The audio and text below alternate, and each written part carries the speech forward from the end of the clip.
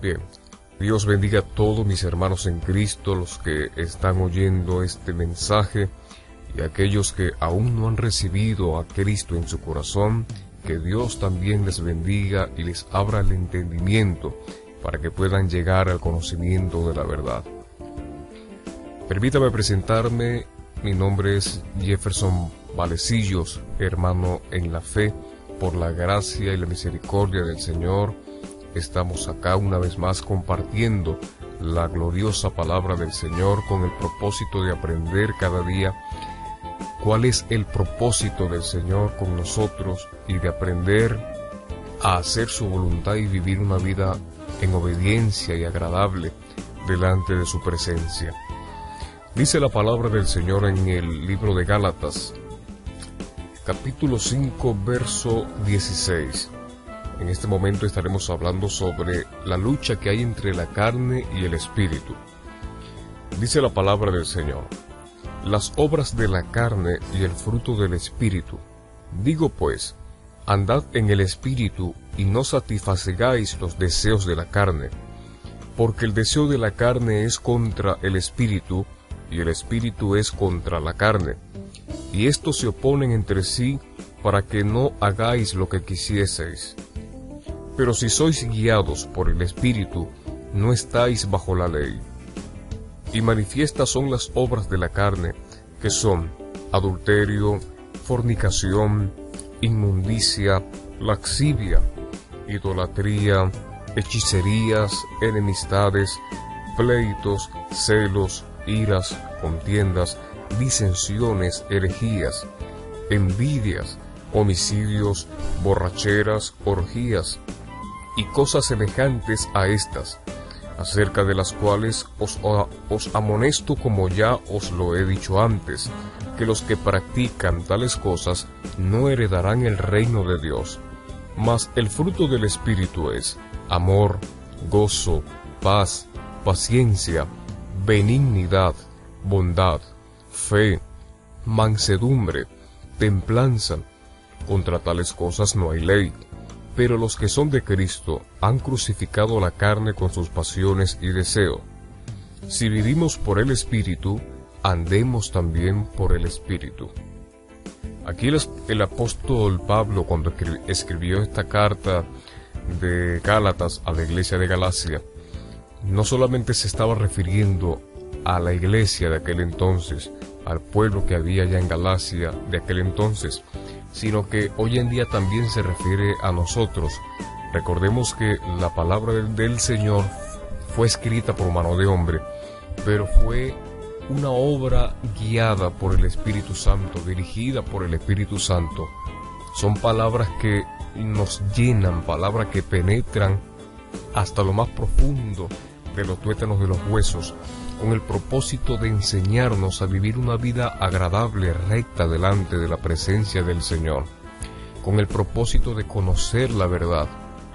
Ese es el propósito de las Sagradas Escrituras, porque ahí, a través de ella, obtenemos la vida eterna. ¿Por qué? Porque Dios abre el conocimiento, Dios abre el entendimiento del ser humano cuando leemos su palabra o escuchamos su palabra. Hace que nuestro corazón se abra para que Cristo pueda entrar y pueda morar en nuestras vidas. La lucha que nosotros tenemos continuamente o diariamente, no solamente es para los creyentes, también es con la gente que no ha conocido al Señor. Todo ser humano tiene lucha entre su carne y entre su espíritu. Esta lucha que existe entre la carne y el espíritu son unos factores muy importantes, porque a través de esa lucha es que nosotros podemos hacer la voluntad de Dios o hacer la voluntad del maligno. El maligno, el enemigo, que el Señor lo reprenda, él quiere que todo el ser humano se pierda. Él quiere que todo el ser humano no conozca a Cristo, no conozca la verdad, y él quiere que aquellos hombres y mujeres que ya han conocido la palabra del Señor se desvíen, se desanimen y se debiliten espiritualmente, que se vuelvan tibios y fríos. Eso es lo que quiere el enemigo, pero Dios no quiere eso para ninguna persona. porque para eso envió a su Hijo unigénito, para morir por nosotros en la cruz del Calvario. ¿Para qué? Para que nosotros fuésemos salvos, limpios del pecado. Por eso los que recibimos a Cristo, Él nos limpia con su sangre, Él escribe nuestro nombre en el libro de la vida, y ahora Él forma parte de nosotros como primero, como principal sobre todas las cosas en nuestro corazón. Pero como humanos, como creyentes, tenemos la lucha continua de la carne. Queremos orar, queremos leer la palabra y la carne se nos levanta. Cuando estamos orando, la carne comienza a actuar y comienza a poner pensamientos que tenemos que hacer esto, tenemos que hacer lo otro, tenemos que ocuparnos de tal cosa. Y todo con el propósito de que nosotros perdamos la comunión con nuestro Padre Celestial. Allí es cuando la carne comienza a luchar en contra de nuestro espíritu. ¿Por qué? Porque nuestro espíritu quiere agradar al Señor cuando tenemos el conocimiento de la verdad. Pero la carne es débil, dice la Biblia. También cuando nos disponemos a hacer unos ayunos para el Señor, la carne se nos levanta. Ahí nos hace recordar las comidas más buenas que hay sobre este mundo terrenal. Comienza a recordarnos nuestras debilidades. Por ejemplo, si a nosotros nos gusta mucho el dulce y queremos ayunar, entonces la carne y la mente comienzan a trabajar, trayéndonos a memoria los mejores dulces que nosotros hemos conocido, hemos probado, pero con el único propósito de que perdamos la bendición que Dios tiene para nosotros.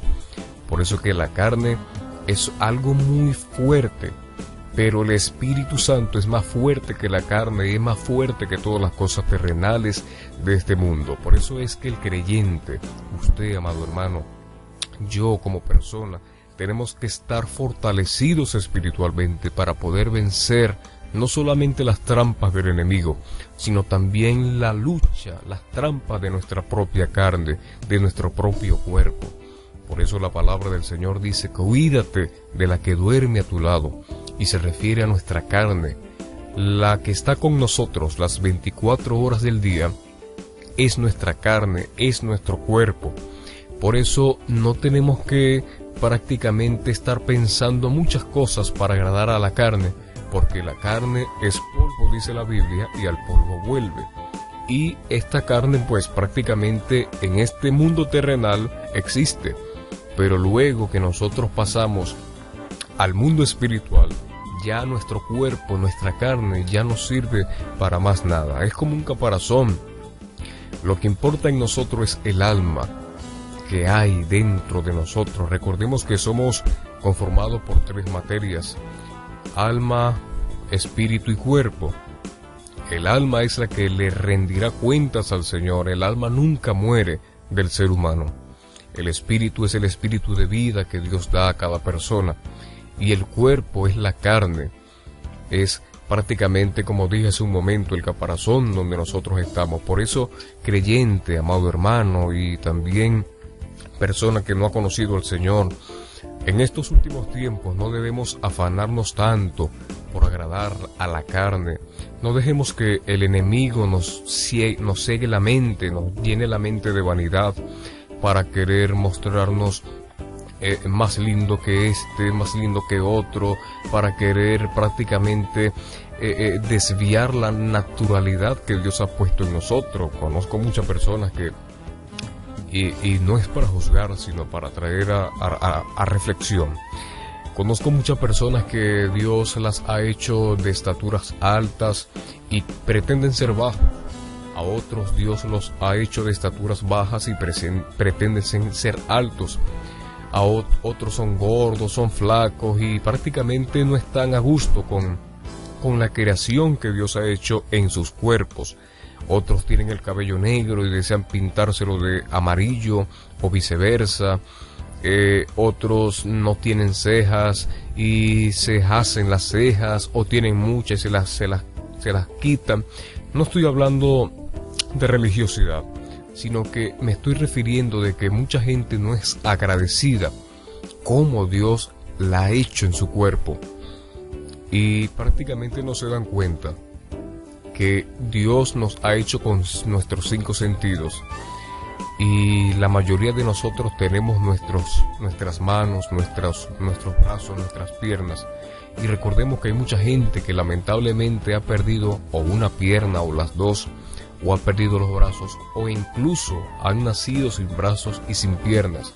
Y ellos desean hacer las cosas que nosotros hacemos, pero nosotros no valoramos como Dios nos ha hecho. Y es allí cuando entra la vanidad. Y queremos ser más bonitos, queremos ser más lindos, queremos llamar más la atención. Nos preocupamos más por cómo se ve nuestra carne, en nuestro cuerpo. Y hoy en día no nos preocupamos por nuestra vida espiritual. ¿Cómo está nuestra vida espiritual delante de la presencia del Señor? Por eso las obras de la carne, ellas se levantan en contra de nosotros para hacer que el propósito o la bendición que Dios tiene para nosotros se desvíe. Y es por eso que la carne se levanta. Por eso, amado hermano, no le dé gusto a la carne. Prácticamente no les dé rienda suelta a su cuerpo para que lo domine a usted. Al contrario, pídale al Espíritu Santo de Dios su ayuda, su poder, su control, para que usted pueda dominar su cuerpo, dominar su mente, dominar su corazón. Porque la Biblia dice que Dios no nos ha dado espíritu de cobardía, sino de poder, de amor y de dominio propio. Pero el dominio propio hay que ejercerlo primeramente con la ayuda del Señor. Ejercerlo ¿para qué? Para que nuestra alma no se pierda en este mundo pecaminoso. Donde hemos leído, la Biblia habla sobre las obras de la carne. Ya usted la ha escuchado y la ha leído allí en el libro de Gálatas, capítulo 5, verso 16. Esas obras de la carne no deben de estar en nosotros los creyentes, porque esas obras de la carne nos alejan de la presencia de nuestro Padre Celestial. A veces pensamos que una pequeña mentira puede ser un juego, pero recordemos que la palabra del Señor dice que de toda palabra ociosa que hablaren los hombres, de ella darán cuenta el día del juicio. Y recordemos que el padre de la mentira es el enemigo, que el Señor nos reprenda. Y si nosotros mentimos, pues nos hacemos esclavos de la mentira. Y hoy en estos tiempos, en estos últimos tiempos finales, no tenemos que jugar con la salvación. Un creyente puede orar, puede leer la palabra del Señor, pero si hace los deseos carnales, los deseos de la carne, prácticamente está cayendo en el error y en la confusión, y su salvación está en peligro, porque la palabra del Señor es muy clara, amado hermano, cuando dice que los mentirosos no entrarán en el reino de los cielos, ni los idólatras, ni los hechiceros, ni los que tienen pleito o enemistades, o los celos, o las iras, o las contiendas, las disensiones, las envidias, homicidios, borracheras. Todas estas personas que hacen esto no heredarán el reino de los cielos. Por eso el versículo 21, ya finalizando, dice que los que practican tales cosas no heredarán el reino de Dios. Para heredar el reino de Dios, o sea, obtener la salvación y vivir eternamente con Cristo cuando Él nos llame a su presencia, para eso tenemos que hacer las obras del Espíritu, las obras del Espíritu Santo, que hoy en día se han perdido dentro de muchas congregaciones, dentro de muchos hermanos, y Dios es el que está interesado en que nosotros pongamos en práctica las obras del Espíritu Santo.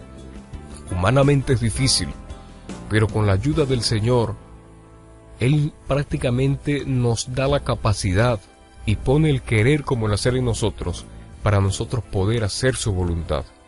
Por eso dice el 22, mas el fruto del Espíritu es amor, gozo, paz, paciencia, benignidad, bondad, fe, mansedumbre, templanza.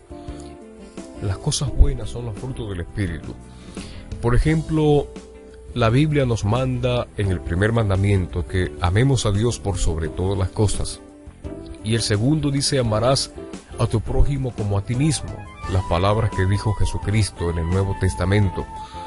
Una persona puede amar a Dios, un creyente puede decir que ama a Dios, pero si no ama a su hermano, si no ama a su vecino, al prójimo, a la gente que le rodea, en la calle, en cualquier lugar, si no ama a esa persona, prácticamente no está cumpliendo con la palabra del Señor.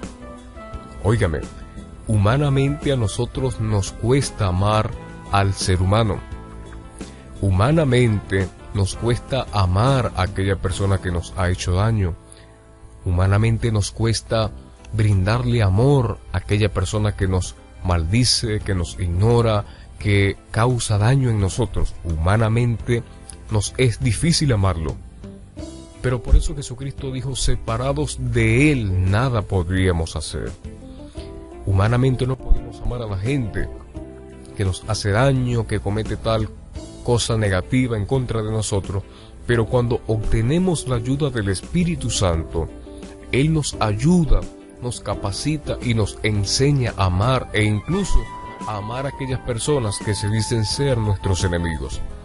¿Por qué? Porque ese es el trabajo del Espíritu Santo, poner en nosotros amor, misericordia, hermandad, que nosotros amemos a nuestros vecinos, a nuestros compañeros e incluso a la gente desconocida, tener amor por las almas para que las almas no se pierdan.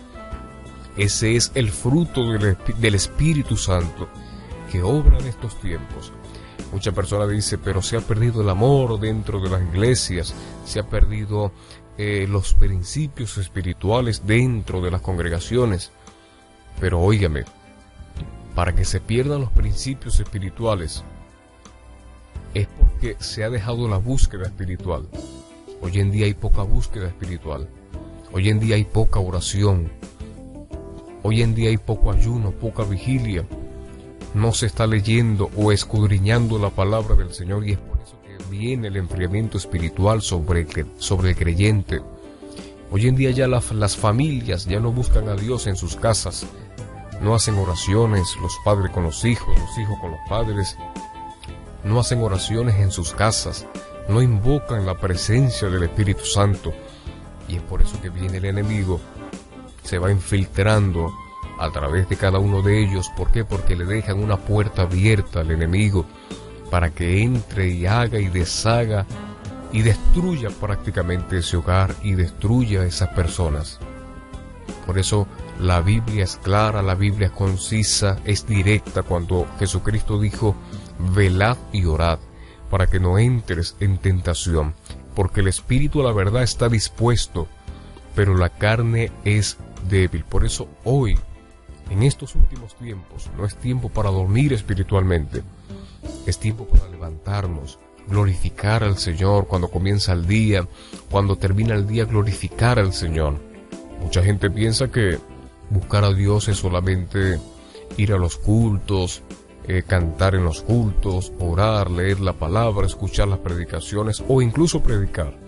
Pero realmente buscar a Dios en espíritu y en verdad va mucho más allá que eso. Porque el que busca a Dios en espíritu y en verdad, antes de llegar al culto, ya ha orado en su casa, ya ha invocado la presencia del Espíritu Santo en su corazón y en su vida, ya ha leído la palabra del Señor, ya en su corazón, en su mente, en su alma, ya está adorando al Señor, en lo íntimo, en lo personal. Así no haya música, así no hayan instrumentos, no hayan equipos de sonido, pero en su corazón hay una alabanza, hay una adoración sincera delante de la presencia del Señor. Hoy en día muchos creen que para provocar el avivamiento tiene que haber una cantidad de personas, tiene que haber tantos instrumentos, tantos equipos de sonido. Eso no es provocar avivamiento, eso no es buscar la presencia del Señor. No estoy diciendo de que usted va a alabar a Dios sin música, no, al contrario. Alabe a Dios con música, en su congregación, con instrumentos, con equipo de sonido, pero antes de eso, ya usted tiene que adorar al Señor en lo más profundo de su corazón. Tiene que entregarse como una ofrenda delante de Él. Por eso, amado hermano, no haga los deseos carnales, haga los deseos espirituales, los deseos del Espíritu Santo, para que tengamos su vida y para que la tengamos en abundancia. Recordemos de que pronto suena la trompeta y la iglesia de Cristo es arrebatada. Si usted es miembro de la iglesia de Cristo, manténgase firme hasta el final, hasta la muerte o hasta el rapto. Y si usted un día perteneció a la familia de Cristo y hoy en día se ha apartado, póngase a cuenta con el Señor, pídale perdón por sus pecados y comience nuevamente una vida espiritual con el Señor. Y si usted, querido oyente, no ha conocido nunca la palabra de Dios, yo le invito a que usted reciba a Cristo en su corazón y repita esta humilde oración conmigo. Diga conmigo: Señor, gracias porque me hablaste en este momento. Escribe mi nombre en el libro de la vida y ayúdame a ser hacedor de tu palabra, a mantenerme fiel hasta mi muerte o hasta que vengas por mí. Sálvame, dejo el mundo y te sigo a ti, Jesucristo. Gracias por la vida eterna, gracias por la salvación. En el nombre de Jesús. Amén y amén. Sigamos adelante, hermanos, congreguémonos, busquemos al Señor en espíritu y en verdad, porque el tiempo se acaba. Que Dios te bendiga grande y poderosamente. Este fue su hermano Jefferson Valecillos, predicando y aconsejando sobre la palabra del Señor.